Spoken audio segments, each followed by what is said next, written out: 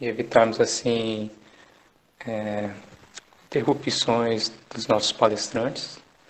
Gostaria também de informar a presença de um convidado especial, o engenheiro mecânico Gentil Nogueira de Sá Júnior, superintendente de fiscalização dos serviços de geração da ANEEL.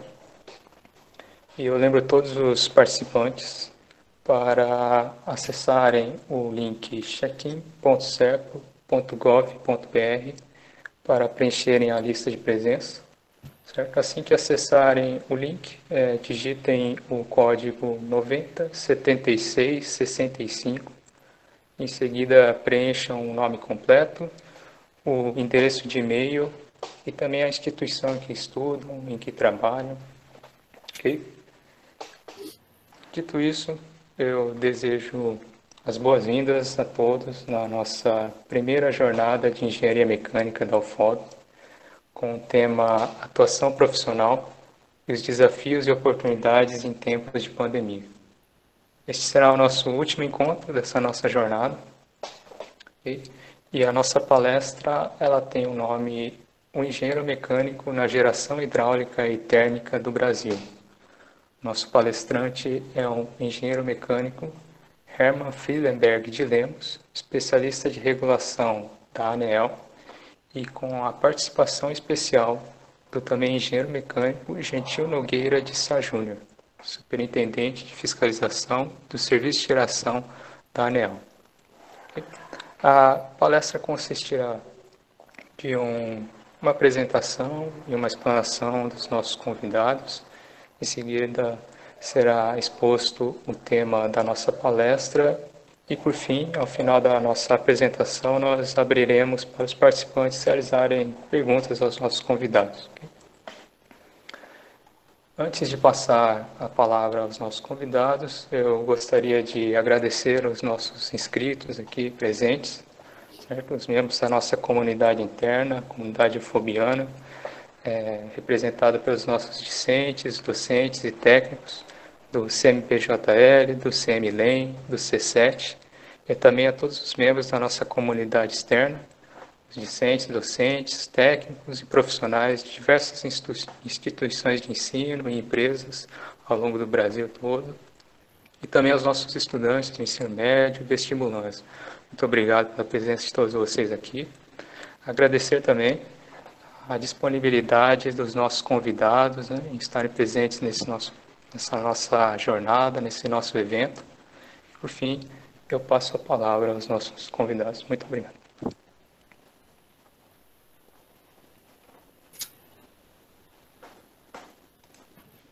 Bom, boa noite, meu nome é Hermann Friedenberg de Lemos.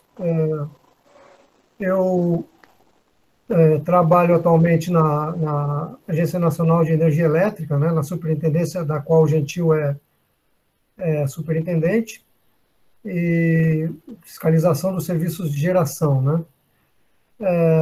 Boa noite a todos, né, ao corpo docente aí presente, ao corpo de alunos, corpo discente da Universidade Federal do Oeste da Bahia, aos técnicos e demais profissionais que estão acompanhando esse evento, essa jornada, né, que tem hoje o último assunto a ser abordado, que é justamente o papel ou a atuação, né, dos engenheiros mecânicos na geração, né, do Brasil em termos hidrotérmicos, né. O nosso sistema elétrico de potência, ele ainda é e será, acho que por um bom tempo, né, uma matriz de geração preferencialmente ou predominantemente hidrotérmica, com dados aí recentes, algo em torno de 60%, isso em capacidade, não em geração. 60% hidráulica, 25% térmica, né, e os outros 15%, aí entre 15% e 20%, né, com as novas renováveis, principalmente eólica, que tem muita no Nordeste e um pouco no Sul, e a UFV, a fotovoltaica, né, a solar, que está em um início de rampa de crescimento aí muito, muito forte, né. Agora, o nosso sistema elétrico de potência, ele é um sistema muito importante e diferenciado no mundo, porque ele é todo interligado num país muito grande, né, interligado, com exceção do interior do Amazonas, em alta tensão, e com linhas de transmissão desde na rede básica a partir do 230, né? Mas você tem transmissão em tensões menores, até 500, 550 em corrente alternada e em corrente contínua, que já temos corredores importantes, desde Itaipu, lá nos anos 80, e depois com as novas grandes usinas, Belo Monte e o Complexo do Madeira, desde 600 até 800 kV de corrente contínua. Tá? Então, por quê? O sistema hidrotérmico, esses 85%, é que injetam os quantitativos de potência, né? Ou seja, energia, potência vezes tempo, nessas linhas, para garantir a estabilidade, né, dos fluxos de potência e também uma operação com um bom controle de tensão e frequência, que são as principais variáveis, né, em sistemas de potência que têm que ser controladas. Né? Então, o nosso sistema, devido a essa topologia, eu entendo que, apesar da diminuição nos últimos 15 anos aí da predominância hidrotérmica, ela ainda é muito grande e talvez ela ganhe terreno ou recupere terreno nos próximos anos, né? Em função de tudo que ela pode proporcionar em termos de estabilidade dos fluxos de potência, em função do que ela confere de inércia, né, de estabilidade ao sistema, aos fluxos de potência. Bom, eu quero dizer o seguinte, o papel do engenheiro mecânico na geração, né, hidrotérmica no Brasil, ele é muito importante. Se nós formos falar, por exemplo, de uma usina em operação, dentro dessas duas principais fontes, né, a hidráulica e a térmica tem algumas tecnologias, né, importantes de geração, diferenciadas, um pouco diferentes uma das outras. O que um engenheiro mecânico faz em campo, ou seja, na usina? Ele participa das equipes, que normalmente as equipes em campo elas são divididas em... tem uma seção, isso, claro, depende, né, do agente, de cada agente, se é privado, se é público, etc.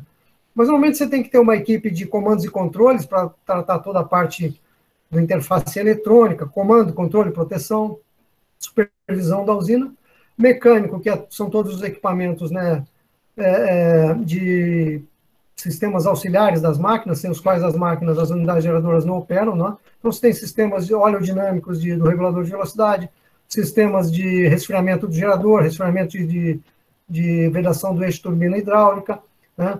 Você tem a turbina propriamente dita, o gerador também, ele é, vamos dizer, tanto em projeto como em operação, muito mecânico, né?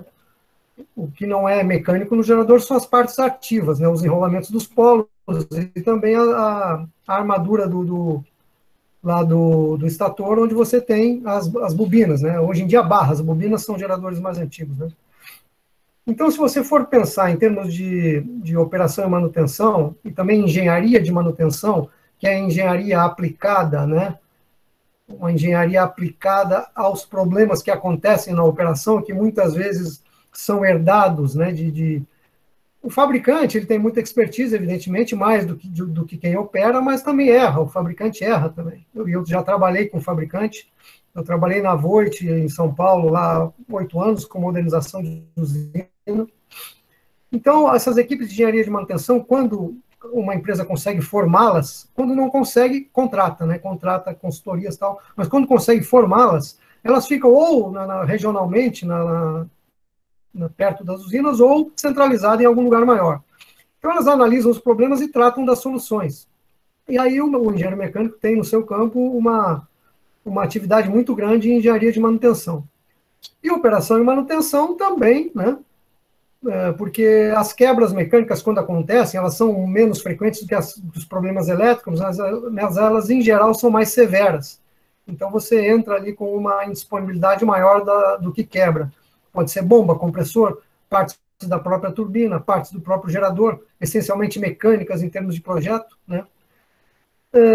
Então, é uma função, é uma atuação muito importante, né? Porque tudo começa na mecânica. Se você for pensar em termos de projeto, de uma unidade termogeradora, por exemplo, com turbina a gás ou turbina a vapor, ou mesmo um motor diesel, que é impelidor do gerador, ou uma turbina hidráulica de hidrelétrica, né? Se você for pensar em termos de horas de engenharia, ou seja, projeto, bem como horas de fabricação, horas de controle de qualidade das partes que você tem que, né, enviar para a obra, para a usina, para montar, né? Eu diria que é uma predominância da mecânica muito grande, em todas essas horas aí, desde a engenharia do produto, anterior à engenharia do produto, você tem a engenharia de propostas, e depois você tem a engenharia, lá no final, de fabricação, que é a tradução da engenharia do produto, né, que são os desenhos, são os memoriais de cálculos, memoriais descritivos, é a tradução disso, da engenharia do produto, para a boca de máquina operatriz na fábrica para fazer, né, a fabricação, ou seja, traduzir para a linguagem de engenharia de produção, de fabricação. Então, essa cadeia na mecânica ela é muito pesada, muito mais que a elétrica, né? A elétrica ela tem também uma cadeia pesada, mas menos pesada em termos de horas e de execução, desde a engenharia até a controle de qualidade, que são o quê? Os painéis de média e baixa tensão, né? A parte toda de comando, controle e proteção, né? Transformadores de serviço auxiliar, né? Transformadores, elevadores ou rebaixadores de tensão. No caso da usina, em geral, eles são elevadores de tensão para tensão de linha, tensão de rede. Existem também os transformadores dentro da usina, que são reguladores do serviço auxiliar, que são transformadores menores, de menor potência. Mas o peso esses equipamentos também têm engenharia mecânica embarcada. Se você pegar um gerador, por exemplo, não interessa o gerador se ele é de hidráulica ou de térmica, porque ele é um gerador. Você pegar a carcaça, agora vamos falar em termos de tecnologia mecânica, de fabricação. Você pegar a carcaça, se você pegar a coroa polar, a cruzeta do gerador, o cubo do rotor do gerador, né? Você tem aí caldeiraria pesada, caldeiraria leve, toda a tecnologia de soldagem, as mais complexas possíveis, envolvendo vários tipos de soldagem, né? Você tem usinagem pesada, usinagem leve, acabamento, controle de qualidade, tolerâncias, ajustes, acabamento superficial, né? De peças grandes, né? Então, usinagem pesada, usinagem leve.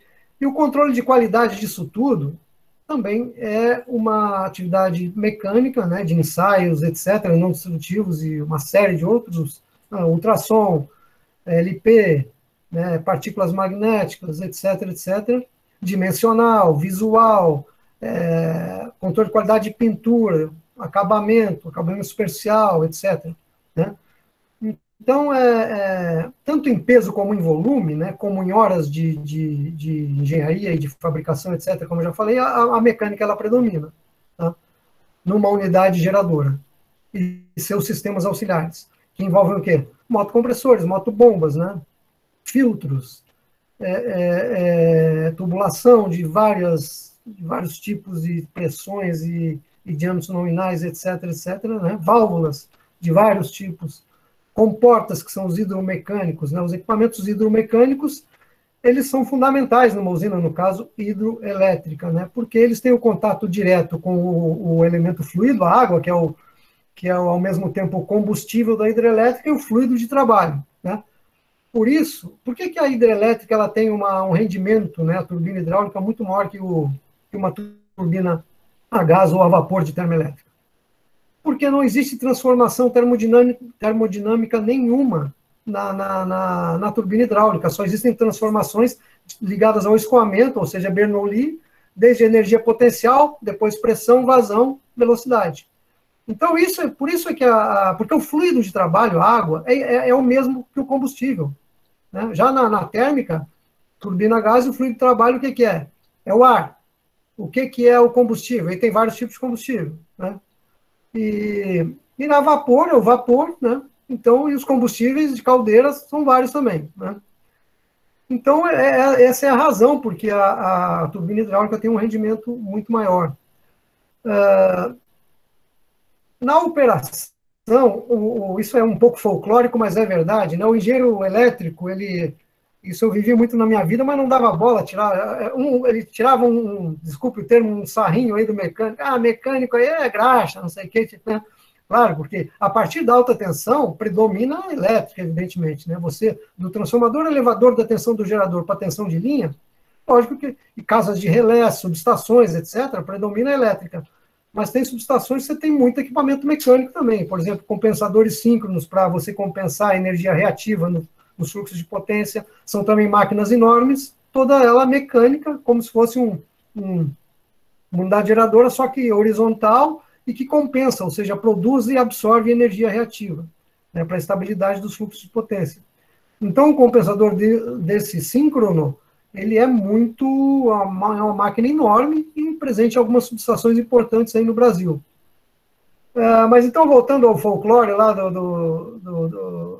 um zoando o outro, né, o engenheiro elétrico em cima do mecânico e vice-versa, era uma eterna, vamos dizer, fonte de piadas lá de um para o outro. Isso era interessante, mas eu entendo, né, a mecânica como a matriz ou, né, o início de tudo, né? As equações, né, da dinâmica dos fluidos, né, da termodinâmica, no caso de térmica, etc, etc. Então, daí está, nesse breve comentário, né, a importância do engenheiro mecânico, que é o principal tema a ser tratado aqui. Tanto no caso do projeto, como eu já falei, como fabricação e como operação. Tá? Montagem também. A montagem desses equipamentos, principalmente hidrelétrica, que são maiores, mas na térmica também, eles exigem uma expertise muito grande em termos de montagem e de ajustes, né? Os ajustes são muito finos, né? As peças são grandes, mas as tolerâncias, as folgas, né? Os pares de ajuste que determinam essas folgas, às vezes interferência, dependendo da aplicação, elas são muito justas. Então, precisa pessoal muito capacitado em termos de montagem e de ajustagem em campo, né? Também para você colocar a máquina dentro das tolerâncias de verticalidade, conforme as normas, né? E dentro das tolerâncias de oscilação de eixo, quando você começa o comissionamento, vibração de caixa de mancal, vibração de tampa de turbina, vibração de carcaça de gerador, né? Etc, etc. Então, é um trabalho extremamente técnico e muito mecânico, essas fases que eu estou falando, né? E mecânica pesada e mecânica de ajustagem, mecânica fina, como eu já falei, pares de ajuste, folgas ou interferência, a maioria folga, muito, vamos dizer, justas, né? Você tem folga de mancal, por exemplo, guia de turbina de uma turbina grande, você tem aí 2/10 de folga no raio, 4/10 no diâmetro, uma turbina aí de um mancal aí de uns 900 milímetros, ou 1.200 milímetros, um mancal. Isso é uma máquina mais ou menos de uns 100 megawatts, compreende? De diâmetro nominal de mancal e 100 megawatts, por exemplo, né? Então, você tem essas folgas justíssimas para poder o eixo oscilar o mínimo possível. E conter vibração e coisa e tal. Agora, André, eu acho que eu já falei um pouquinho dessa parte aí da importância do engenheiro mecânico. Aí eu queria só comentar, você mostrar aí os dois memoriais para o pessoal. Eu vou comentar a itemização. Quando eu fiz na ANEEL licenças capacitação, aliás, eu fiz uma, eu dividi em duas partes de 45 dias, eu escrevi esses memoriais lá para o pessoal da ANEEL, ajudar também na parte das fiscalizações e tal. Quando eu cheguei na ANEEL, eu já tinha 24 anos no setor elétrico, justamente na CESP, Companhia Energética de São Paulo, concessionária, né, de economia mista, na época estatal, em nível estadual, que na época dos anos 80, ela tinha a maior capacidade geradora do Brasil, era da CESP, depois ela foi fatiada e vendida na privatização, a partir de 99. Depois na Voith, que é fabricante multinacional com sede na Alemanha, né, e faz todo o pacote para hidrelétrica, ela fabrica e fornece, ou seja, o que ela não fabrica, ela fornece. E é uma empresa de bens de capital de mais de 100 anos, né, com mercado mundial. Então, essa experiência, eu coloquei alguma coisa nesses memoriais aí, principalmente no de hidráulica e no de térmica. O de térmica eu fiz na segunda fase de 45 dias, o de hidráulica na primeira fase de minha licença de capacitação, 45 dias. Esse primeiro aí que está aparecendo é o memorial descritivo de geração hidráulica com tratamento teórico. Aliás, André, por favor, joga o de térmica aí eu vou falar primeiro do de térmica. Isso. E é um tratamento teórico aplicado, é um texto semi-acadêmico, ele é mais leve para ser lido, né? É uma leitura bem tranquila, que vocês vão aprender alguns aspectos importantes, sem ter um aprofundamento teórico muito grande, mas também com muita vivência de aplicações, né? Por isso que ele é teórico aplicado. Então, a itemização, por exemplo, esse de térmica, eu pediria que vocês, com o tempo, dessem uma lida nesses memoriais, que eu acho que vai ser bom para que vocês tenham compreensão mais fácil de algumas coisas, tá? Então, aí você tem objetivo, introdução, esse de térmica, indicadores de desempenho operacional, contexto conjuntural aí dentro isso aí já está um pouquinho defasado por causa do avanço de outras, mas ainda vale. Eu fiz em 2018, ciclos termodinâmicos em geração termoelétrica, e o Rankine e os derivados do Rankine. Depois tem a termogeração nuclear, porque a termogeração, no Brasil nós temos Angra 1 e 2, já operando, Angra 1 há muito mais tempo. Você tem a geração nuclear, ela é uma termoelétrica também, né? Aí tem o ciclo Brighton e os derivados do Brighton lá, né, para ganhar rendimento, né? O combinado, né, Brighton e Rankine, depois ciclo diesel, ciclo Otto eu botei aí só de bobagem porque ele não é usado em geração de energia, que é sim o diesel. Equipamentos eletromecânicos, né, então você tem turbinas a vapor, classificação delas, turbinas a gás, pode rodar. Aí tem as heavy duty, que são as industriais, e tem as aeroderivadas, né? A gás industriais. A aeroderivada pode ser tanto que já tenha operado na aviação e que você faz as adaptações lá em termos de alimentação de combustível lá na câmara de combustão, né? Aí você faz adaptações e pode aproveitar algumas que já operaram na aviação. E tem as aeroderivadas também que não operaram na aviação, ou seja, iniciam desde o projeto para já ser aplicada no acoplamento com geradores, tá? Já desde o projeto. Então, são as aeroderivadas que não operaram na aviação. Aí depois tem os motores de combustão interna, ciclo diesel, né? Que queimam, em geral, óleo diesel, óleo combustível de outros tipos de refino. Equipamentos elétricos. Peraí. Turbinas a gás, onde é que eu tinha parado isso? Ah, tá. Equipamentos elétricos, geradores são os principais, aí tem os turbogeradores, que é quando são acoplados em turbinas a gás ou a vapor. Aí tem os motogeradores, que é motor, né, acoplado ao gerador. Aí eu falo de rendimento, regulador de tensão e sistema de excitação, curva de capabilidade, fator de potência ativa, cosseno φ, esse é o ângulo entre o φ, entre a tensão e a corrente, né? O fator de potência reativa é o seno desse mesmo ângulo, tá? Isso é muito importante em termos operacionais, entender isso aí. Então, essa curva de capabilidade, fator de potência ativa é importante. Regulador de tensão e sistema de excitação é importante. Isso aí eu queria pontuar o seguinte: no gerador, o que você controla no gerador? No gerador você controla a tensão, ela tem que variar o mínimo possível. Por isso que você tem os reguladores de tensão. E na turbina você controla o quê? Estou falando com o equipamento no sistema, sincronizado e carregado com potência. Na turbina, você controla a velocidade, ou seja, a rotação conforme a variação de frequência, tá, do sistema elétrico, onde ela está inserida. Então, o que varia no gerador para você ganhar potência? Varia a corrente. O resto é raiz de 3, que é constante, tal. E na turbina, o que vai variar? É a entrada d'água, ou seja, a vazão, que depende da energia potencial, que é a queda. Tá? Então, como é que então eu vou aumentar a potência? Ela está sincronizada, mas com potência parcial, né? Excitada, sincronizada, com potência parcial. Você vai abrir lá o distribuidor, no caso de uma turbina a gás, vai abrir mais os obturadores lá para a entrada de combustível, e aí vai aumentar a vazão e vai aumentar a corrente lá no gerador. Então, você tem que controlar o que no gerador? Tensão. Você tem que controlar o que na turbina? Rotação, velocidade, tá?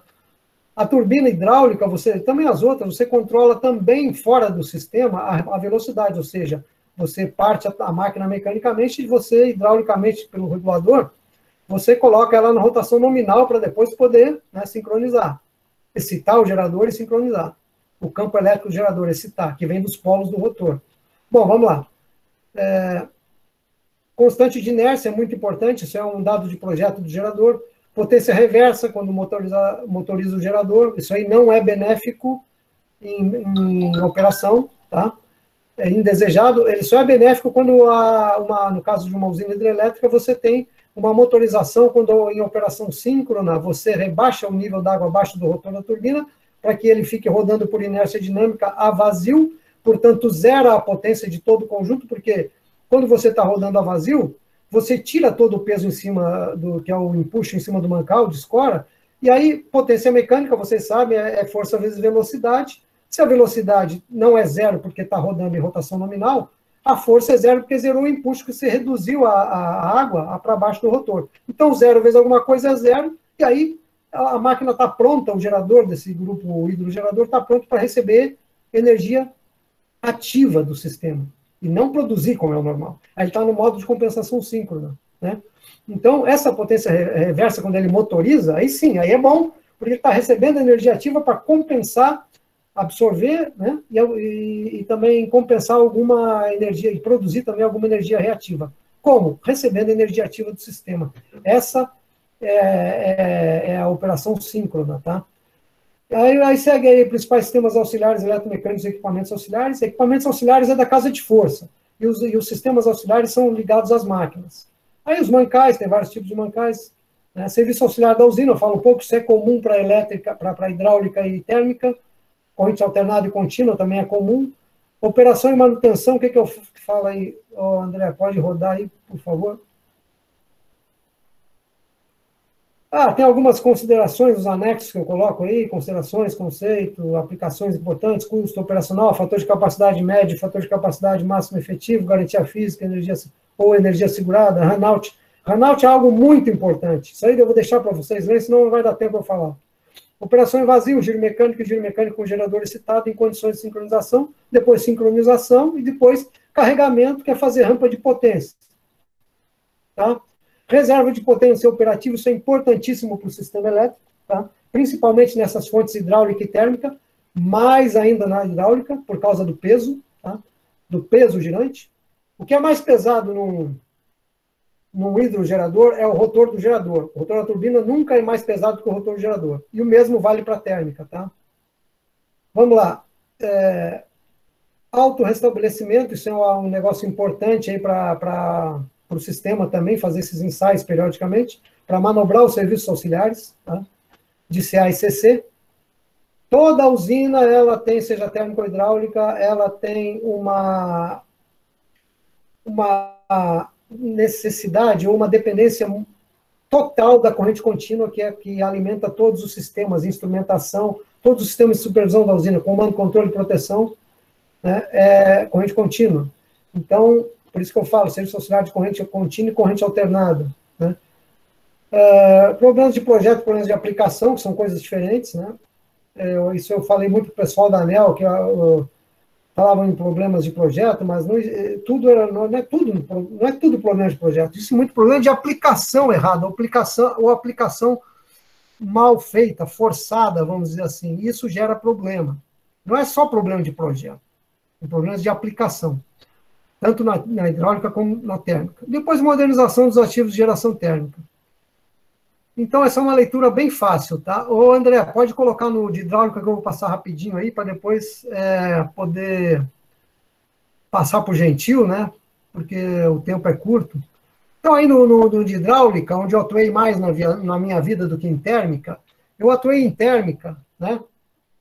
Mas a partir da ANEEL, né? A partir de 2008, nas fiscalizações, né? Aliás, a partir, quando eu fui para a SFG 2010, né, 2010, 9 para 10. Mas, claro, como engenheiro mecânico, eu conhecia as tecnologias, assim, a teoria das térmicas, né. Então, a hidráulica, nós temos o objetivo, introdução em conceitos, etapas de implantação, enquadramento dos empreendimentos hidrelétricos conforme a regulação. Isso aí talvez pode estar, não sei se já defasou um pouquinho de 18 para cá, depois o Gentil pode falar, em termos do que é, como classifica a usina hidrelétrica, o PCH, que é pequena central hidrelétrica, e CGH, que é central geradora hidrelétrica. Aí tem esse enquadramento, aí tem os aproveitamentos, arranjos de tipos de barragem, operação hidrológica, operação hidroenergética com compensação síncrona, tem compensação, que era aquilo que eu estava explicando lá, quando você gera potência de eixo, né, para poder receber o gerador poder admitir energia ativa, tá? Energia ativa que vem do sistema. Contextualização conjuntural, equipamentos eletromecânicos, tal, equipamentos mecânicos, turbinas hidráulicas, aí tem toda a classificação das turbinas hidráulicas, as principais mais usadas no mundo todo, que são Francis, que é a mais usada no mundo todo, né? As turbinas hidráulicas Francis, os 3 subtipos, lenta, média, rápida, tá? Olha, aqui cabe um comentário mesmo na itemização. Lenta é de velocidade específica, que é um parâmetro adimensional, tá? Que depende da queda da vazão e da rotação. Então, quando se refere lenta, média, rápida, é referido a velocidade específica ou rotação específica. Não é referido à rotação nominal em RPM da máquina, não é. Tá? Uma Francis lenta, ela vai ter uma velocidade específica lenta, menor, mas uma rotação maior. Tá? Então, Francis lenta, ela tem rotação maior, velocidade específica maior, menor. Tá? E ela, em geral, é para quedas médias para grandes. Tá? Isso aí, vocês vão entender quando forem ler isso aí, tá? Mas cabe esse comentário inicial, porque isso aí é uma confusão que fazem muito grande. Turbinas Kaplan, as principais filhotes da Kaplan aí, que é a hélice, tubular S e bulbo. A bulbo nada mais é que uma turbina Kaplan. Ela só é chamada de bulbo porque a adução da água, ao invés de vir pela turbina, ela vem pelo gerador. Só que o gerador tem que ser encapsulado, que é o bulbo que faz isso, para que a água não atinja o gerador. Então, ela entra entre o concreto, de maneira quedas pequenas, que nem nas usinas do Rio Madeira, Santo Antônio em geral, queda pequena. Então, ela entra entre o concreto, em todos os 360 graus, e o bulbo, o encapsulamento, tá? Por isso que ela chama bulbo, mas ela é Kaplan. Por isso que eu botei aí como derivada de Kaplan. Pelton, curvas Colina, isso aqui é importantíssimo em projeto, não vou falar agora, que isso é muito complicado para falar agora. Rendimento, importantíssimo, né? Regulador de velocidade e potência. Por que eu coloquei barra potência? Porque quando você está no sistema, você vai aumentar a potência, você tem que abrir o distribuidor da turbina hidráulica para que ele admita mais água, mais vazão. E aí é que vai aumentar a potência de eixo na turbina. E, consequentemente, vai aumentar a potência do gerador através do aumento da corrente, de armadura do gerador. Não vamos confundir com a corrente de excitação do campo do gerador, que vem dos polos do rotor. Aqui a corrente de armadura, portanto, é no estator. Tá? Válvulas de aeração, é muito importante isso aqui, principalmente nas turbinas Kaplan, para aliviar problemas de golpe de ariete.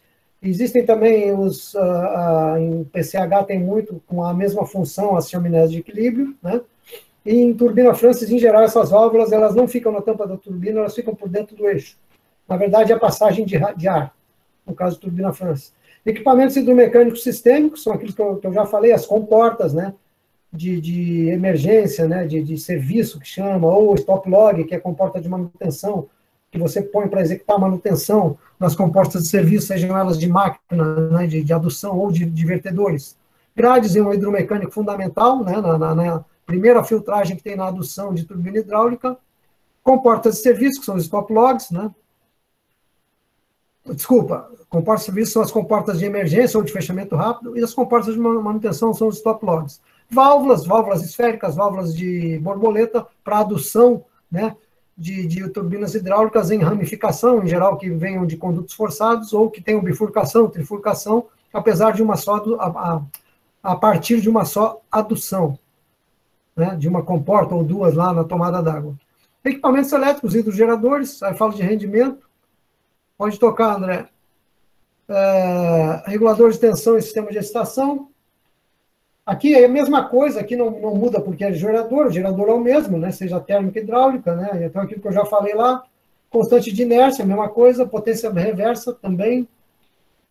Só não confundir aqui com a motorização do gerador, aquela Profico, que é para operação síncrona, porque aqui lá em térmica não tem, aqui tem. Tá? Aqui tem, que é, como já falou lá em cima, compensação, o sistema de compensação síncrona.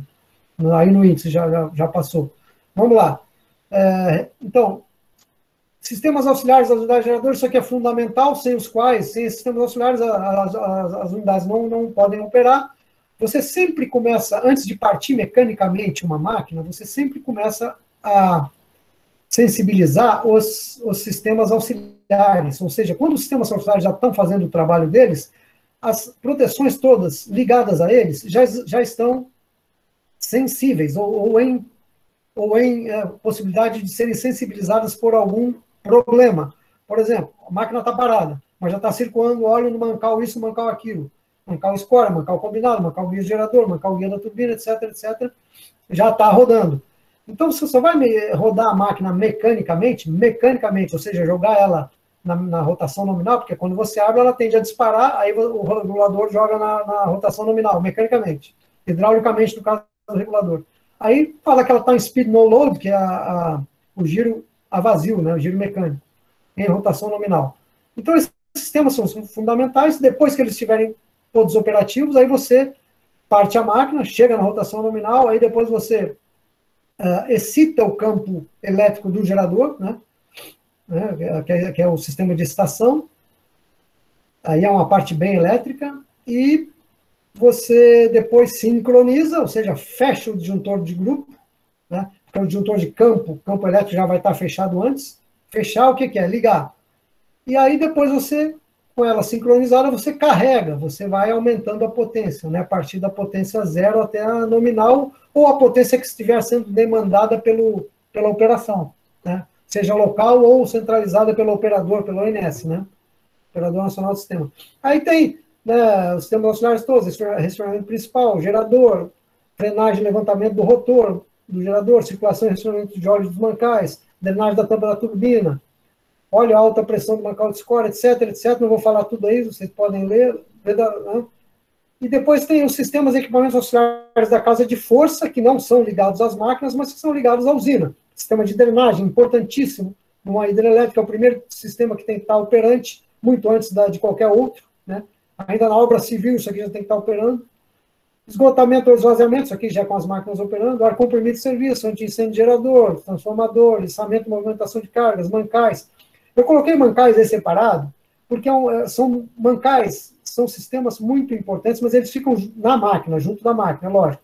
Eles direcionam, né, os guias direcionam para que o eixo fique, né, não fica oscilando muito. O score ele suporta todo o empuxo hidráulico em cima todo o carregamento em cima da máquina. Vai no mancal de score. Então, mas eles são tão importantes que eu resolvi separar, vou botar um capítulo aí para eles. Tá? Pode tocar, André, que já está terminando aí. Aí tem os mancal combinado, score, os tipos de mancais, hidráulica, serviço auxiliar da usina, corrente alternada, contínua, a mesma coisa. Órgãos de descarga, isso aí é específico, né? São os vertedores, as válvulas, compostas de regulação, tulipa, tem vários órgãos, vários tipos. Falei de alguns aí. Aí tem os anexos, né? Cálculos para aplicações de turbinas hidráulicas. Isso aí está muito original, porque era um tempo que eu trabalhava antes da SFG, eu trabalhei na superintendência de estudos de energéticos, né? Só na fonte hidráulica, né? Então, lá a gente fazia análise de projeto básico, de UHE, PCH, e também viabilidade de UHE. Então, eu fiz, na época, esses cálculos aí para aplicações de turbinas hidráulicas a partir da solicitação do pessoal lá da Superintendência de Gestão e Estudos Hidroenergéticos, na época. Eu fiquei 1 ano e meio lá. E eu fiz tudo isso a lápis e a mão, sabe? Eu fazia para eles lá. E aí eu resolvi colocar isso aí porque eu digitalizei o próprio que eu tinha feito de punho, né? Para ficar bem original e para mostrar cálculos importantes. É muito interessante isso. Vamos lá, anexo 2, conceitos, considerações e aplicações importantes. Função de produção hidráulica, isso é a fórmula da potência hidráulica, da potência de um hidrogerador. É muito importante essa função aí. Tá? A produtibilidade específica, isso é um produtão, essa função é um produtão. Um produto de vários fatores, e a produtibilidade específica está dentro aí da função de produção, portanto faz parte desse produtão. Cálculo de função de produção hidráulica pelo ONS, como é que o ONS fez aí no 2018 para cá. Queda de referência ou efetiva, conceito importante. Usina afogada, isso aí é um problema sério em hidráulica, em épocas de altas afluências, quando afoga jusante. Fator de capacidade e tal, aí vai, runout, importantíssimo isso aí na montagem. Garantia física, aí é mais ou menos igual a operação em giro mecânico, giro tá, já do estado, então. Isso aí estava mais ou menos igual térmica. Carregamento, vertimento turbinável e vertimento turbinado, isso é importante, essa diferenciação para a operação, tá? Reserva de potência operativa importantíssima, tá? Autorrestabelecimento também, mas a reserva de potência operativa, para mim, é mais importante que o autorrestabelecimento. O autorrestabelecimento, você tem que manobrar no serviço auxiliar. Pode manobrar em operação ou pode manobrar em teste. Em operação tem que ser demandado a manobra, né? Problemas de projeto, problemas de aplicação, tem alguns interessantes aí que eu coloco, que eu tratei nas minhas atividades na ANEEL. Tem alguns no Brasil que são célebres aí, célebres de aplicação. E aí com coisa grande, usinas grandes. Modernização de ativos de geração hidráulica, eu trabalhei muito nisso. Meus últimos 5 anos dos 15 da CESP, eu trabalhei com isso aí como cliente, ou seja, como concessionário, e fazendo inspeções em fábrica dos equipamentos que estavam ou em reforma, ou em reparação, né? Ou em fabricação, quando não tinha mais como recuperar. E depois na Voit, todos os meus 8 anos na Voit foi trabalhando com modernização. A modernização é extremamente desafiadora. Só para vocês terem uma ideia, todo e qualquer fabricante hidráulico, ele tem as suas normas internas de execução, de engenharia e de fabricação. Só que essas normas são baseadas em alguma coisa nas normas dos respectivos países, no caso da Voit, das normas DIN, né? E no caso da Voit interna, você tinha as normas dela de engenharia e fabricação. Ora, os projetistas da Voit lá, que tratavam com máquina nova, eles têm essas coisas mais mastigadinhas, são todas as normas e o pessoal tem que seguir aquilo ali. E agora, ninguém queria trabalhar ou trabalhava só em extrema necessidade, né, quando o serviço lá diminuía, com modernização, porque modernização você tem que estudar todo o projeto, fazer visitas técnicas com máquina operando ou não, para poder tirar conclusões, ou antes de gerar o projeto, você tem que estudar os desenhos de várias línguas lá antigas, porque antigamente tinha vários fabricantes no mundo que faziam, ainda, inclusive da cortina de ferro antiga, em russo, escrito em russo, em tcheco, em vários idiomas. E só para vocês terem uma ideia, eu tive um problema lá em Furnas, eu comecei lá ajudando muito no projeto, nas visitas técnicas, geração do projeto, mas depois eu fiquei como coordenador lá do projeto da modernização de Furnas, que para mim foi uma alegria muito grande, porque Furnas é uma usina muito importante na história do Brasil. Na virada dos anos 50 para 60, uma usina que foi um marco no Brasil, 1.000 e poucos mega na época, era o Itaipu de hoje, né? E eu tive satisfação de trabalhar no projeto lá na Voit, de modernização dela, isso na primeira década dos anos 2000, 2004 começou o projeto, até 2010, 12, quando entrou a última máquina. Teve muito problema, mas foram vencidos. Um deles eu vou contar agora rapidinho, porque foi muito engraçado. Eles não quiseram trocar o rotor para ganhar rendimento, em termos de economia, então nós fizemos só a recuperação do rotor da turbina, com correção de cavitação e perfil hidráulico lá, e gabaritamos tudo. E num dia, por acaso, nesse dia eu estava lá na usina de Furnas, e o pessoal estava goivando. Goivar é cortar os defeitos de fabricação para depois você soldar e reparar e calibrar conforme as chapelonas. Chapelonas são os perfis, né, os gabaritos que você usa para voltar o perfil da pá e depois fazer o perfil hidráulico direitinho, certinho, gabaritando. Aí ele estava soldando lá, cortando, goivando, e começou a sair um caldo preto de dentro da pá Francis, um caldo preto. A maioria das pá Francis, elas são maciças. As antigas em aço carbono, depois em aço inox. Mas tem também uma outra que não é maciça, mas nunca vi preenchido com esse troço. Aí começou a cair um caldo preto lá, que ninguém sabia o que era. Aí por acaso eu estava lá e o pessoal de Furnas me chamou, eu estava com um colega também da Voit. Vem aqui, ó, o que está acontecendo? Eu falei aquilo, isso aí, ninguém sabia o que era. Aquele caldo preto caindo ali com o calor lá da goivagem. Aí, mano, falando, para tudo, isso aí não, tem que ver o que é. E na própria usina de Furnas, eu fiquei o resto do dia lá vendo os desenhos, aí consegui lá, depois de nesses desenhos, essa máquina Noab é sueca, não existe mais, mas era uma máquina muito boa lá nos anos 50, 60, 70. sueca. Aí eu consegui, depois de muito, com lente de aumento, achar lá uma notinha no desenho, um desenho de conjunto montado, mas tem que puxar alguns detalhes, né? E num desses detalhes eu vi uma notinha mínima escrita assim em sueco, ó. Até anotei hoje isso aí, Field Med Tjera, Field Med Tjera. Aí eu, pô, peguei um dicionário lá, na época acho que não tinha ainda eu acho que tinha Google Tradutor, né? Aí tava assim em inglês, pitch field, ou seja, ele é preenchido com piche, aquilo ali. Mas aí, mas por que isso? Aí eu liguei lá na Voit, lá para o mestre meu, lá o Beckler, ele falou, isso aí, uma outra na época lá na Europa, os caras faziam isso daí para poder fazer o balanceamento e garantiam no projeto lá uma espessura de chapa de suficiente, né, tal. Eu falei, pois é, mas é muito raro. Ele falou, pois é, mas aqui em Furnas tem isso. Aí eu falei para ele falou, não sabia também e tal. Então, para vocês verem o tipo de... Isso aí é só um exemplo de vários tipos de surpresas que você tem nesses projetos de modernização, porque tem coisa que só vê, muita coisa, inclusive, só quando abre a máquina e começa a trabalhar, e aí isso gera, naturalmente, aditivos de preço, aditivos de prazo, aditivos de escopo, né? Escopo, prazo e preço, consequentemente. Então, é um desafio muito grande essa questão da modernização, e o potencial de modernização no Brasil, ele é muito grande ainda, apesar de já ter sido feito muita coisa, mas tem mais a fazer ainda. Porque aquelas modernizadas há 20 anos atrás, daqui a pouco, principalmente a parte de supervisão, daqui a pouco começa a precisar também, né? Bom, André, eu acho que falei demais já, me perdoem aí passar um pouco, eu poderia falar muito mais, mas não dá tempo. Então, eu agradeço muito a atenção. Gentil, me desculpe aí, mas eu me empolgo um pouco, então você agora vai completando aí, por favor, aí, da sua parte.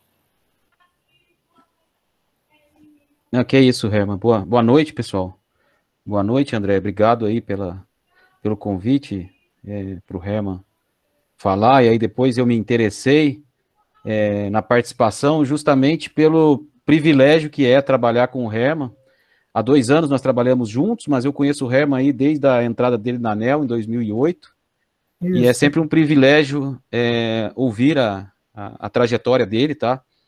E ele é um profissional que acho que completou todas as possibilidades na área de geração de energia elétrica. Ele trabalhou na área de projetos, trabalhou com operação e manutenção, trabalhou na área de regulação, fiscalização da geração. Então, trabalhou em empresa de energia e trabalhou em fabricante de equipamento eletromecânico para geração de energia. Então, ele tem uma trajetória aí quase que completa na área de geração de energia elétrica, tá? É um prazer muito grande, o Herman passou aí muito detalhe. Só para me apresentar também, eu também sou engenheiro mecânico, eu me formei em 2001 na Universidade Federal de Itajubá. Na época nem era universidade ainda, era escola de engenharia, tá? Em seguida eu trabalhei como estagiário e depois fui contratado pela Alstom, que era uma concorrente do Herman na época, tá? Também fabricante de equipamentos eletromecânicos, trabalhando com fabricação de turbina e gerador. Fiquei 5 anos lá. Depois me transferi para Siemens, na área de geração termoelétrica, muito voltada para fornecimento de equipamento para usinas a biomassa, ali no interior do estado de São Paulo, e na meados dos anos 2000 e 2010, ali, teve um grande boom de equipamentos para geração termoelétrica. Em seguida, eu passei no concurso da ANEEL, e na ANEEL tive a oportunidade de trabalhar tanto na área de fiscalização da geração, trabalhei também na área de regulação técnica, né, que define requisitos para os geradores, e na área de estudos de mercado também, fiquei por 2 anos na área de estudo de mercado também na ANEEL. Só para contextualizar um pouco aí tudo que o Herman falou, quando o Herman passa todos esses itens aí dos manuais que ele produziu, e que foram muito importantes para a ANEEL nesses últimos anos, cada item que ele coloca ali me lembra muitas vezes uma pessoa, uma empresa, um profissional que atua especificamente com aquilo ali, tá? Então, ou seja, quando cada subitem que ele coloca aqui, se abre uma árvore de possibilidades de pessoas que trabalham, seja na parte de orçamentação daquilo lá, seja na parte de projetos, seja na parte de venda, seja na parte de operação e manutenção, seja na parte de pós-venda. Então, assim, a amplitude daqueles temas ali, apesar todo mundo tiver a oportunidade de ler e acompanhar um pouco, quando você pensa em perspectiva de carreira, cada item daquele lá abre possibilidades muito grandes para os profissionais que venham se formar na área de engenharia mecânica, tá? Tem muita coisa ali para ser trabalhada, tem empresas, assim, o Herman vai falar sistemas auxiliares, tem empresas que simplesmente montam sistemas auxiliares, preparam equipamentos de sistemas auxiliares para fornecer para instalações de geração de energia elétrica. Para sistemas de bombas, também tem empresas específicas que fornecem e fabricam aquilo com toda uma estrutura por trás, na área de projeto, na área de processos. Então, assim, a amplitude de possibilidades a partir daquilo ali é muito grande. Também acho que, só para contextualizar, uma coisa que é importante, às vezes as pessoas não conhecem, e eu acho que é algo que a gente tem que valorizar, é o setor elétrico brasileiro, especial setor de geração, que é onde a gente atua, tá? A capacidade instalada do Brasil é a 4ª maior do mundo. O sistema brasileiro de geração de energia elétrica, ele é imenso, tá? É comparável com muitos poucos no mundo todo. Pra vocês terem uma ideia, o sistema interligado nacional seria colocado no mapa da Europa, iria do Porto até Moscou. Então, todo esse sistema é operado de forma integrada pelo Operador Nacional do Sistema Elétrico, que inclusive é uma entidade que a ANEEL regula e fiscaliza. É um sistema altamente complexo. O Brasil é pioneiro e um dos maiores exportadores de tecnologia na área de hidrogeração no Brasil. Se você pegar o projeto de Três Gargantas, os chineses vieram no Brasil na década de 80, o Herman sabe disso, na década de 80, década de 90, aprender a construir. Na parte de equipamento, eu me lembro muito bem, quando eu comecei, no começo dos anos 2000, trabalhava em Taubaté. A Voith, que o Herman trabalhou, ela tem a origem dela é alemã. A Alstom é origem francesa. Hoje ela já é GE, tá? É americana. Hoje em dia tudo muda, né? E na época a Alstom estava montando uma fábrica na China que iria fazer equipamentos que só no Brasil praticamente se fazia naquela época, que eram rotores de 200 toneladas, rotores de turbina de 200 toneladas, 250 toneladas. Grande parte disso passou para a China. Hoje a China fabrica muito mais que o Brasil. Na época eles buscaram tecnologia, mandavam chineses lá o tempo inteiro, brasileiros iam para a China para aprender. Mas assim, só para falar que o setor de hidrogeração no Brasil, ele tem uma história muito bonita, tá? Desde a década de 50, a década de 60, com o Grupo Eletrobras, principalmente, essas empresas Furnas, Chesf, Eletronorte. Isso permitiu um grande avanço no campo, tanto da engenharia elétrica, quanto da engenharia mecânica, quanto da engenharia civil também, que a gente não fala, mas ela foi muito importante na área do desenvolvimento da geração no Brasil, em termos de barragens. E isso tudo é campo de estudo, é campo de oportunidade para os futuros profissionais. É uma área que tem uma imensidão muito grande. E, assim, muitas vezes os caminhos que isso nos leva são até diferentes, tá? Eu, por exemplo, trabalhei muito na área de mercado, lá na Agência Nacional de Energia Elétrica, que não tem nada a ver com a parte técnica de geração de energia. Mas, assim, faz parte quando você opta a sair e se tornar um profissional, os caminhos vão se abrindo na medida das oportunidades, das necessidades, e eu acho que uma grande vantagem do engenheiro, e aí seja qual engenheiro for, é a capacidade de adaptação dele, sabe? É a capacidade de poder a todo tempo se reinventar e aprender coisas novas e se reinserir no mercado, porque isso cada vez mais, pelo menos eu vejo, não sei se o Herman, isso talvez seja a maior necessidade do futuro, é saber se reinventar, porque as tecnologias mudam muito rapidamente hoje em dia. Se você pegar um profissional de engenharia da década de 70, ele tinha um foco de entrar numa empresa e passar 40 anos naquela empresa. Hoje, se você falar isso, é quase inviável, tá? Se você pegar, eu lembro quando eu entrei na ANEEL em 2007, o pessoal falava de geração eólica. Existia geração eólica, estudo de geração eólica na academia. A gente tinha um parque no Brasil, 2005, 2006, e muito pouco incipiente. De repente, já a energia eólica disparou e instalou, hoje tem mais de 12, 13 gigawatts instalados de geração eólica. De repente, vem a energia solar, que está crescendo absurdamente e tomando espaço da energia eólica.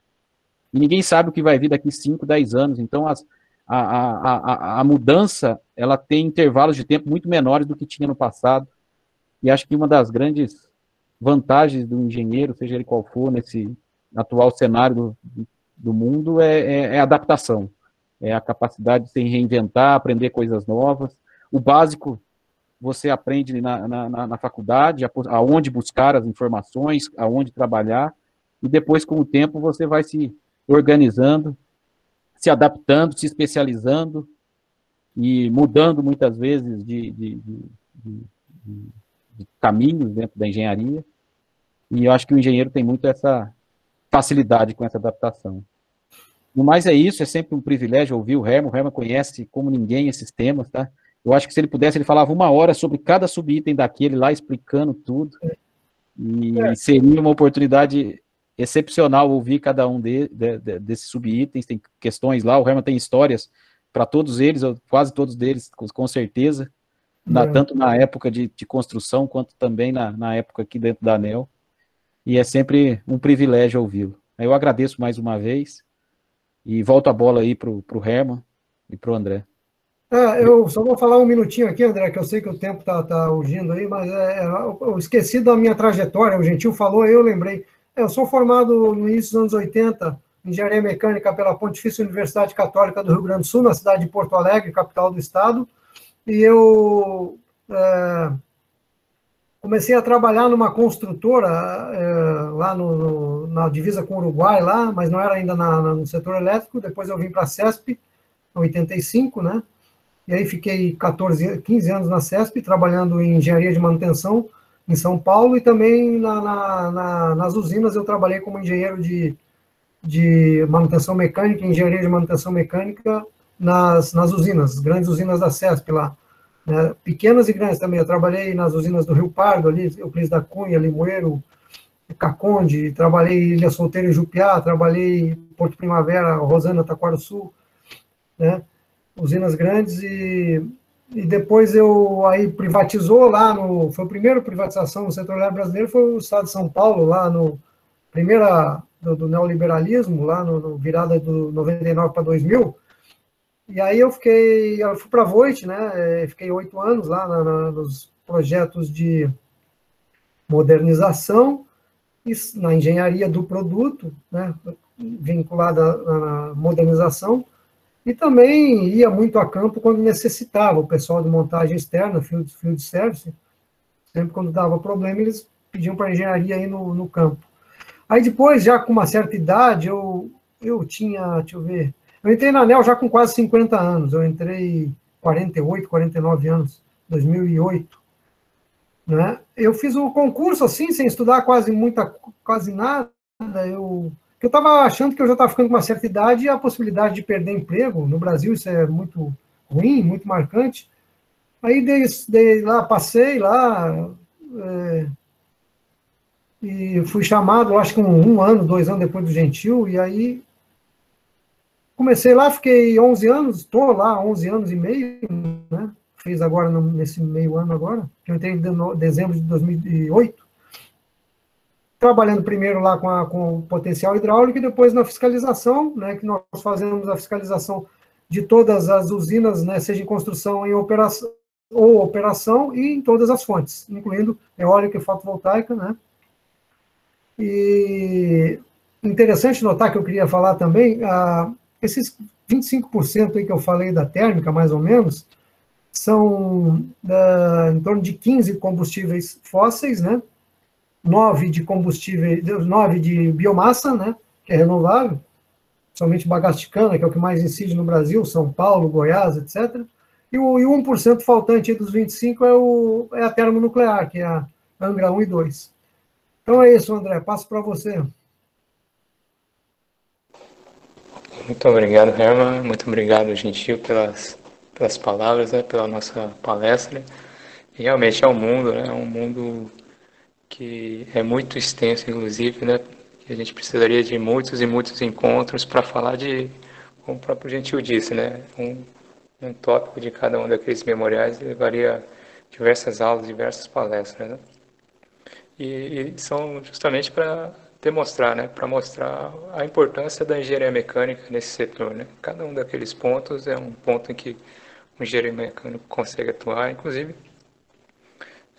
utilizando um pouco as palavras do engenheiro Gentil, né, que justamente, né, o engenheiro mecânico, ele não só o engenheiro mecânico, um engenheiro, ele se reinventa, né, ele se apropria das oportunidades e se utiliza delas para crescimento, né, realmente muito esclarecedora, né, as palavras dos senhores, e eu abro esse espaço para perguntas, para questões dos participantes, dos nossos convidados. Se os mesmos quiserem, podem digitar no chat ou então pedir a palavra para falar pelo microfone. Eu tenho uma pergunta, André. Felipe que está falando. Boa noite a todos. Meu nome é Felipe, sou professor aqui da UFOB. E queria primeiramente parabenizar o Herman, né, e Gentil pela palestra. Foi muito interessante vocês passaram a experiência de vocês nessa área para os nossos alunos. E uma coisa que eu quero perguntar, que seria de interesse dos nossos alunos, tanto os formandos quanto os que estão chegando lá ainda, né? Como seria a forma de ingresso, né? Que é para o pessoal ficar sabendo como seria.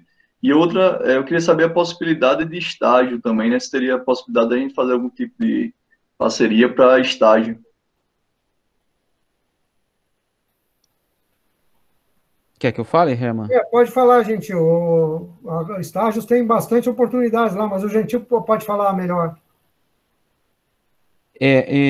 A forma de ingresso na ANEEL é concurso público, tá? Então, são os concursos que saem. A ANEEL já não tem concurso há bastante tempo, já tem um déficit de pessoal bastante grande e vem sempre solicitando ao Ministério do Planejamento, a quem estamos subordinados, a realização de concurso, mas a atual conjuntura não permite, né? Mas assim, é exclusivamente para o concurso. O quadro da ANEEL é basicamente de concursados, a gente tem pouquíssimas exceções, eu creio que mais de 90% do quadro da ANEEL é de concursados. Estágio a gente tem, sim, por exemplo, a SFG hoje tem 7 estagiários, tá? Só a SFG, quer dizer, a ANEEL tem 22 superintendências e a nossa, apesar de ser uma das maiores em termos de quantidade pessoal, mas representa aí a das 22, nós temos 7 estagiários. Esses estagiários, muitos, como a ANEEL tem sede apenas em Brasília, muitos deles acabam sendo ali de Brasília. Então, a gente tem tanto das universidades particulares ali, como da Universidade de Brasília, principalmente, pessoal de engenharia mecânica, engenharia civil, engenharia da energia, que é uma engenharia nova, que a UNB tem esse curso, engenharia elétrica.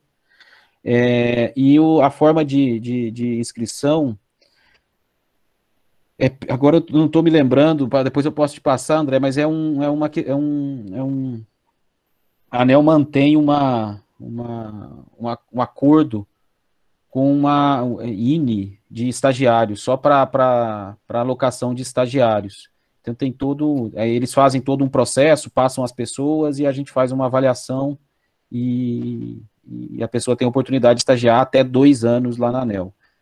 Depois eu posso mandar para o André, eu me comprometo, a exatamente como se inscrever, qual que é o caminho para se inscrever, qual o caminho para tentar essa oportunidade de estágio lá na ANEEL. Acho que era isso, né? Isso, muito bom, agradeço a resposta. Okay. O Marcos Cristiano tem uma pergunta. Boa noite, Herman. Gostaria de saber o nível de dependência das empresas estrangeiras no setor. Qual o nível de nacionalização em cada etapa, projeto, manutenção, etc.? Olha, no Brasil já esteve melhor essa questão, esse ponto já esteve melhor.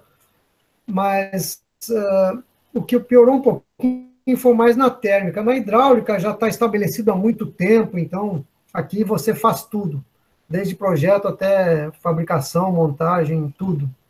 Então, aqui a parte hidráulica, né, ou seja, hidrelétricas aqui no Brasil, não tem dependência nenhuma, né? Porque você tem aqui, das várias que tinham antigamente no mundo, né, poucas sobraram. Você tem a Andritz, que era a antiga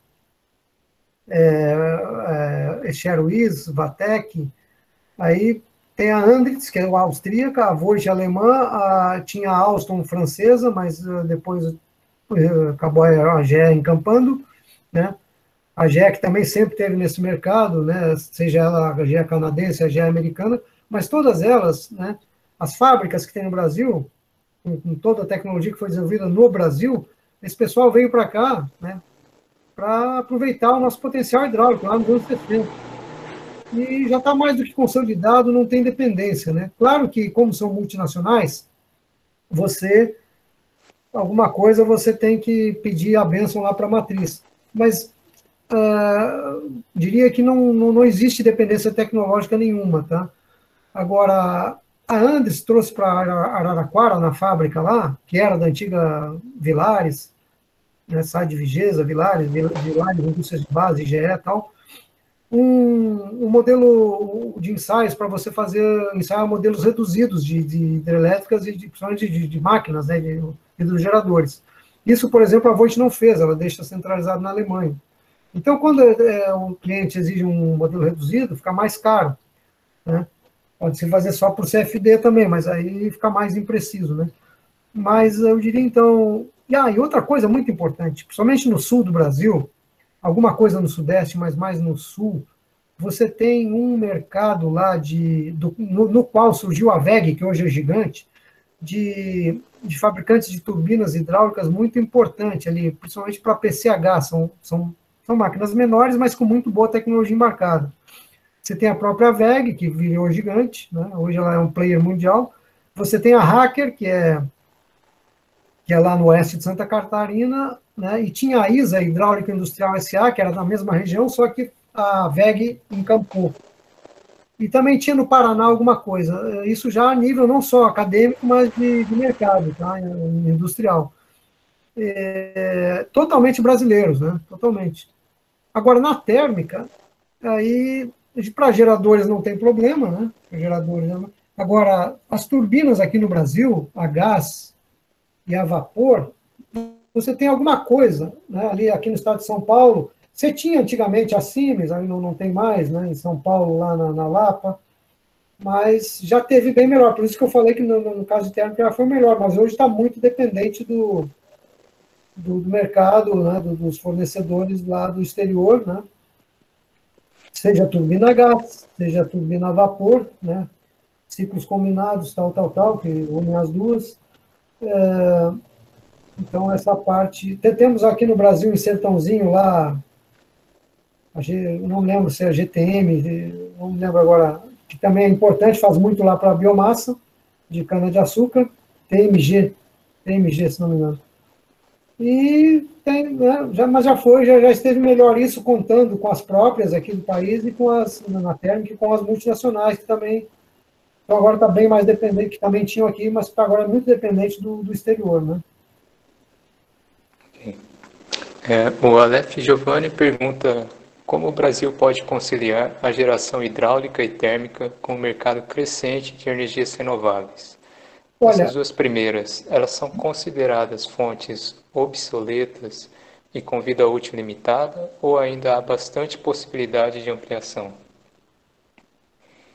Não, existe muita possibilidade de ampliação, tanto da térmica quanto da hidráulica, tá? Não são obsoletas de maneira nenhuma, são usadas no mundo todo há muito tempo, há décadas e décadas, até mais de um século.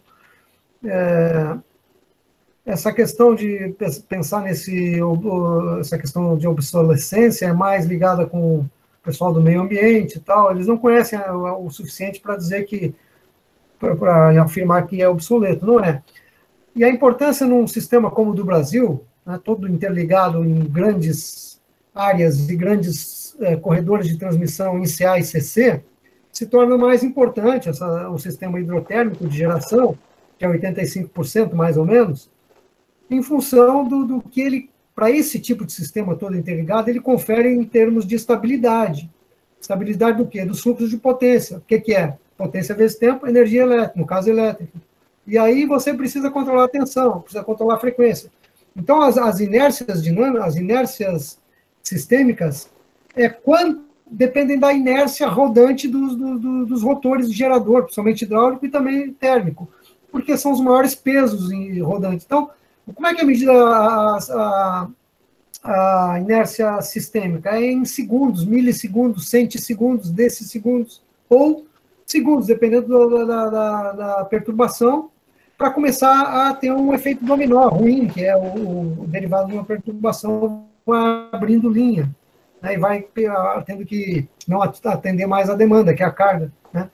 Então, esse sistema depende demais do hidrotérmico e continuará dependendo. Eu acho que nos próximos anos a térmica vai aumentar. A hidráulica tem muito potencial ainda de modernização com ganho de potência através de rendimento. No caso da hidráulica, você pode ir ganhando rendimento, você nem precisa aumentar a potência, você já ganhando rendimento, você engole mais água por mesmo output de potência. Engole menos água, desculpe, por um mesmo output de potência. Então, as novas renováveis aí, o FV, principalmente a eólica, que já tem uns 15 anos que cresceu muito, elas são muito importantes também, mas elas não conferem inércia aos sistemas, ao sistema eletropotência brasileiro, não conferem quase nada. Então, elas são muito importantes, elas entram na alta tensão, a eólica entra lá no Nordeste e no Sul na alta tensão, a partir de 138, 230, até mais, né? 500 no Nordeste, ela entra porque o ONS foi competente nisso, apanhou bastante no início, que é normal, para poder fazer com que esses fluxos da eólica de potência tivessem estabilidade. Demorou um pouco isso lá uns 10 anos atrás, ainda estava ruim, até um pouco menos. Mas conseguiu vencer isso. O mesmo deve acontecer no futuro com a UFV, porque essas duas aí, novas renováveis, elas são muito bem aplicadas em geração distribuída. O que é? Isso depende muito do tamanho do país e do nível de desenvolvimento socioeconômico do país. É ideal a geração distribuída para fotovoltaica e eólica em países desenvolvidos e menores que o Brasil, onde você não precisa necessariamente entrar na alta tensão, mas lá também entra, tá? Entra. Mas muitas não entram direto na tensão média, que é a tensão de geração. Por exemplo, 13.8 kV, 6.6, 4.4, depende do tamanho do gerador, né? E ali, por quê? Porque os países são menores, então a carga, o país é todo desenvolvido, a carga está sempre ali perto, né? Então você gera aqui e entrega ali, em média tensão, que é a tensão de geração, e aí você tem uma aplicação ideal para esse tipo de fonte, né? É muito melhor do que entrar na alta tensão, mas entram também, tá? Só que às vezes atrapalham um pouco os fluxos, dependendo da topologia elétrica do local, né? Mas sempre vai precisar, no caso do Brasil, do socorro, né, hidrotérmico quando necessário. Então, acho que eu respondi a pergunta, não tem nada de obsoleto, talvez continue crescendo. Um problema na hidráulica é que não se faz mais há muito tempo por motivos ambientais, reservatórios que são baterias, né, porque o armazenamento energético no Brasil só tem um tipo, basicamente, que é as usinas hidrelétricas com reservatório de regularização ou acumulação, que é a mesma coisa, que tem uma capacidade muito grande, né, de armazenar energia em forma de água, né? E não tem mais nenhuma, né, tá muito incipiente ainda as outras formas, né, de armazenagem. Então, acho que no futuro no Brasil também vão precisar de usina reversível, né, na fonte hidráulica, ou seja, hora operar como economizando água, bombeando, hora gerando. Mas é lástima isso em termos porque aí, quando você tem essa defasagem aí, com o maior número de usinas a fio d'água, né, que é reservatório de compensação, por exemplo, Belo Monte. Belo Monte era para ser uma usina de regularização, mas é fio d'água. Ela fica uma boa parte do ano com 2, 3 máquinas operando de 18, por causa de vazões afluentes, sazonalidades menores, né, vazões menores. Então, isso leva ao quê? Leva a uma defasagem das curvas de potência, ou seja, capacidade, em relação à geração disponibilizada. Então, a potência vai aumentando, mas a geração não acompanha. Então, a curva de geração fica menos inclinada em relação ao ganho de energia, comparativamente ao ganho que você tem de potência. Exemplo maior disso é Belo Monte, né? E isso não é bom em termos de sistema de potência hidrotérmica. E isso tem que ser tratado no futuro, né? Eu acho que não vai reverter essa questão ambiental, não tem nada contra, mas talvez as que bombeiam, né, reversíveis, elas possam compensar um pouco isso aí. Ok. A última pergunta que nós temos é com relação à energia nuclear. Existe perspectiva de expansão da matriz nuclear brasileira? Na minha opinião, desculpe, gente, depois você fala, deixa eu só vou responder mais essa, depois eu tô me... Para mim, isso é muito... A nuclear, ela é uma fonte muito, muito boa, ela é muito firme, né? Ela, agora, tem toda a questão tem que ter um controle e uma protocolos de segurança extremamente rígidos, como é na França, por exemplo. Na França, você tem 70%, 75% da capacidade nuclear. Eu acho que os franceses tiveram um peito muito grande, uma coragem muito grande de fazer isso, porque não é fácil fazer isso num país como a França, com toda aquela cultura e tal. Mas lá eles têm um controle espetacular. Só que tem o problema do lixo, eles estão também sabendo tratar isso, né? Então tem que tirar o chapéu para os franceses nesse aspecto. Agora, aqui no Brasil, nós temos duas. Angra 1 já há muito tempo, Angra 2 há um certo tempo já, que somando aí dá o quê? 1.000 e pouco uma, 600 e tanto a outra, uns 2.000 e pouco. É muito pouco. Tem muito urânio aqui, é uma fonte que é um relógio, se ela for bem concebida, é uma usina que não incomoda, tá? E as maiores, isso é importante, as maiores potências unitárias de máquina, porque em geral é bionívoco, é um reator para uma máquina. A grande maioria é isso. Tem uma ou outra que é 2 máquinas por reator, mas a grande maioria no mundo é 1 por 1. Então, as maiores potências unitárias são as máquinas de termonuclear, né? Por causa de tudo que o reator pode fornecer em termos de energia, né, para a potência de eixo. Então, 1.000 e pouco no mundo, aí você tem as maiores potências unitárias. Em segundo lugar, fica as turbinas do tipo Francis, hidráulica. Então, eu acho que o Brasil, o campo dele para nuclear é muito grande. Mas aí tem que ter dinheiro, tem que ter vontade política, tem que ter uma série de coisas. O país tem que crescer, não pode ficar patinando como está há décadas aí, patinando eternamente, país do futuro, que nunca chega, essa coisa toda, né? Então, é isso. Gostaria de passar para o Gentil para ele também pontuar essas questões aí. Não, Herman, obrigado. Concordo com o que o Herman falou.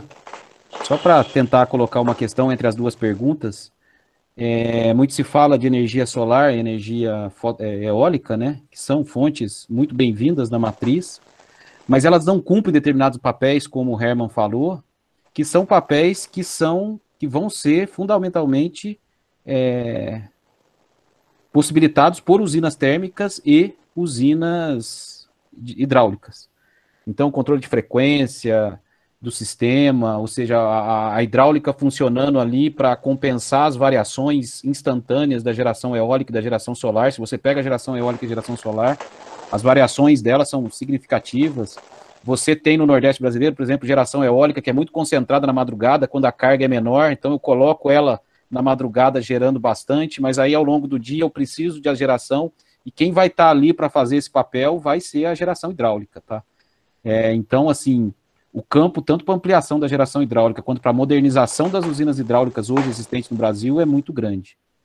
Sobre a matriz nuclear brasileira, até por curiosidade para todo mundo, eu acho que é um tema extremamente interessante, tá? E eu sempre gosto de acompanhar, apesar de entender muito pouco. Mas a gente tem no Brasil 2 centrais nucleares, a fissão nuclear, né, as usinas de Angra, que é a tecnologia que existe no mundo todo. Mas assim, a gente fala de eólica e solar, para mim a grande possibilidade de disruptura tecnológica em termos de geração de energia no mundo é um projeto de fusão nuclear, ele chama ITER, existe desde 85, China, a Europa toda e os Estados Unidos depositam bilhões e bilhões de reais para fazer esse projeto. Ele tem hoje uma construção, uma usina em construção na França. A China tem um projeto absurdo em cima disso para construir uma usina a fusão nuclear. Eles têm a perspectiva de entrar com essa planta em 2025 em operação em teste e em 2035 em operação comercial. Isso, em termos de geração de energia elétrica, seria uma coisa absurdamente disruptiva em termos da capacidade de você produzir energia com pouco combustível. Então, é uma coisa muito interessante. Se vocês entrarem, tem um site que eles mantêm todas essas informações. no campo de pesquisa, no campo de tecnologia, isso é muito bacana. Ok, gostaria de agradecer. Então, estamos chegando já ao final do nosso evento aqui, né, da nossa palestra, até pelo tempo que nós já estamos, 8 horas e 26 minutos. Então, eu gostaria de, novamente, agradecer imensamente a participação, né, a disponibilidade dos nossos convidados, do Herman e do Gentil, em realizarem essa apresentação para nós. É um campo muito vasto para a nossa atuação aqui como engenheiros mecânicos, né, a geração hidráulica e térmica. E gostaria também de agradecer a todos que estão participando aqui, que participaram, né. E vou passar a palavra novamente para os nossos convidados para que façam as considerações finais e, ao final também, eu retorno a palavra depois para o nosso colegiado de mecânica, né, o nosso vice-coordenador, o Felipe. Okay? Então, primeiro, gostaria de convidar o Gentil, depois o Herman, para as considerações finais. André, assim, só agradecer, foi muito bom poder participar, ouvir o Herman explanar tantos detalhes sobre a possibilidade na área de geração de energia elétrica no Brasil. Eu coloquei aí, uma das perguntas foi sobre o estágio, eu coloquei aqui no chat o link, tá, do CIEE, que é quem organiza esse estágio lá na ANEEL. E, assim, agradeço a oportunidade, acho que o Herman conseguiu cobrir aí quase tudo com relação à geração de energia elétrica, dada a experiência dele, e nos colocamos aí, estamos à disposição, sempre que necessário e possível. É sempre bom ter essa interação com a academia e com vocês. Muito obrigado. De minha parte, eu me sinto bem feliz, satisfeito de poder fazer esse tipo de interação com os alunos, né, o pessoal jovem. Eu gosto muito de poder passar alguma coisa, ensinar. É uma das coisas que na minha vida dá mais alegria, né? Dá satisfação, vamos dizer assim, né? Eu agradeço muito o convite, André. Ficamos à disposição, né, sempre aí de vocês da UFOB para alguma coisa que precisem aí, estando ao alcance, né? E é realmente uma alegria, um prazer poder falar com o pessoal mais jovem, que está começando, que está estudando, né? Como a diferença entre o teórico e o prático, né? Um depende do outro, né? Os dois não andam sozinhos. Lógico que, se for para escolher um, a gente tem que escolher o teórico, porque ele é mais rico, né? A prática ela é mais ordinária, mas ela é tanto ordinária quanto importante, né? Ela é ordinária, mas é mesmo extremamente importante, que são as aplicações, né? E a teoria, né, ela é mais rica, mas também tem algumas falhas, tal. Então tem que fazer sempre saber lidar com as duas na vida futura profissional do pessoal, né? E eu também gostaria de falar sobre eu esqueci de falar, eu fiz o mestrado lá já, eu fui fazer mestrado pela ANEEL já com 55 anos de idade, lá na Unicamp, 2013 e 14, né?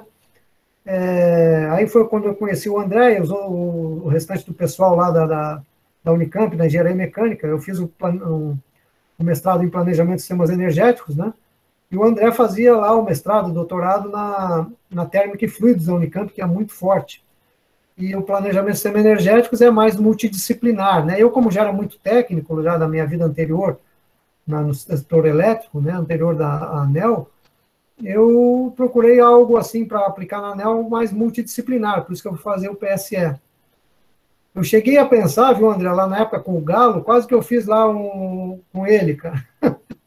Aí eu falei, não, vou fazer um multidisciplinar aí que tem mais aplicação na ANEEL. Mas eu ia fazer lá de turbina a gás, lá com o Galo, eu estava pensando. Ali foi então que eu conheci o André, em 2013 e 14, lá ficamos lá 2 anos convivendo juntos lá.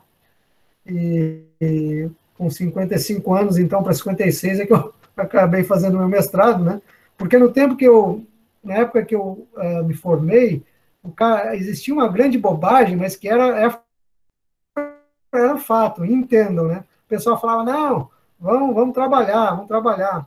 Esses caras que vão fazer mestrado, doutorado, é que não conseguem emprego, aí precisam fazer mestrado, uma grande bobagem, né? mas era como era na época. Então, eu só fui fazer, não que eu seja, concorde com isso, eu fui fazer lá, quando o Anel me deu a oportunidade, com 55 anos, lá no Unicamp, né? E deu tudo certo, e eu fiz uma dissertação sobre motorização de poços em usinas hidrelétricas que foram construídas com poços que nunca foram motorizados até hoje, a viabilidade técnico-econômica de motorizá-los, né? Eu tenho essa dissertação, André, e depois, se você quiser, eu te passo ela por e-mail para você compartilhar com eles aí no futuro, nos próximos dias aí. Okay, muito obrigado, foi um prazer muito grande. Assim como em 2017 eu fiz uma lá para Federal do Paraná, lá onde o Wilson trabalha, o André. O Wilson, né, que também dá aula lá na escola, na Universidade Federal Técnica do Paraná. Eu fui lá em 2017, no interior, lá em Palotina. Muito bom lá também. Muito obrigado aí para vocês todos pela atenção. E estamos à disposição aí no futuro para alguma coisa através aí do André, ou mesmo passando o meu e-mail, André. Estamos à disposição. Boa noite, obrigado. Muito obrigado, Herman. Nós vamos depois encaminhar os memoriais, né, e também a dissertação para os nossos participantes aqui. Eu passo a palavra para o nosso vice-coordenador de Engenharia Mecânica, o professor Felipe. Boa noite a todos. Estamos encerrando aí nossa primeira jornada de Engenharia Mecânica em nome de todo o colegiado, todos os professores do colegiado. Eu queria agradecer a presença de todos, né, que participaram não só no dia de hoje, mas em todas as palestras anteriores. No nome aí do Herman e do Gentil, eu queria agradecer também a todos os palestrantes, né, que proporcionaram a gente essa jornada, né, a excelência dessa jornada. Foi uma jornada realmente muito boa, gratificante para a gente, quando a gente escuta dos alunos que, depois da jornada, eles conseguiram ter um ânimo a mais e conseguiram entender realmente qual a atuação do engenheiro mecânico. Isso aí para a gente foi muito gratificante. E é um momento histórico para a gente, porque isso já vinha sendo discutido desde o princípio do curso, né, essa jornada, e na pandemia agora, infelizmente, um momento ruim, porém, proporcionou que a gente conseguisse realizar essa primeira jornada, né, com uma presença de público muito boa também, justamente por ser por meio digital aí, né? E a gente também está trabalhando já para pensar em uma nova jornada, em uma nova atividade. E em breve eu quero que vocês, todos que estão aí, sigam o nosso Instagram, porque a gente vai estar passando todas as informações. A jornada está terminando hoje, mas tem um projeto do Papo de Engenheiro, que ele vai continuar, né, mostrando a atuação do engenheiro mecânico. Então, a cada semana aí a gente vai ter uma nova palestra, um novo bate-papo. E em breve a gente vai passar mais informações, né? Mais uma vez, agradecer a todos os presentes. E aí eu passo a palavra para o André para ele encerrar. Certo, muito obrigado. Novamente, muito obrigado a todos. E por fim, né, agradecer imensamente a participação do Herman, agradecer imensamente a participação do Gentil, e que novas palestras então venham, né, e continuem antenados aí com o Papo de Engenheiro, sempre muito bom também. Muito obrigado a todos e uma boa noite. Boa noite a todos, muito obrigado também. Boa noite a todos.